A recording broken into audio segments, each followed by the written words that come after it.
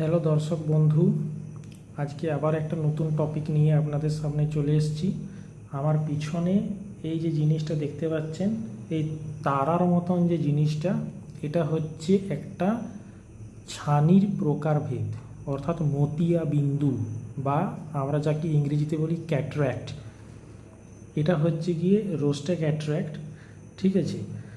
তো এই যে মানে ডিফারেন্ট টাইপের ক্যাটরাক্টটা আছে, এটার ক্ষেত্রে কিন্তু আপনার দৃষ্টিশক্তি নর্মাল ছানির মতন কমে না। আপনি দেখতে পাবেন শুধুমাত্র এরকম ক্যাটরাক্ট না, আর একটা ক্যাটরাক্ট আছে যাকে আমরা বলি পিএসসি, পোস্টেরিয়র সাবক্যাপসুলার ক্যাটরাক্ট। সেই ক্যাটরাক্টের ক্ষেত্রেও কিন্তু দৃষ্টিশক্তি অতটা পরিমাণে ডিফেক্টিভ হয় না। তাই এই ধরনের ডিফারেন্ট ক্যাটরাক্টের ক্ষেত্রে কিন্তু সাবধান থাকবেন এবং চ্যানেলটা সাবস্ক্রাইব করবেন।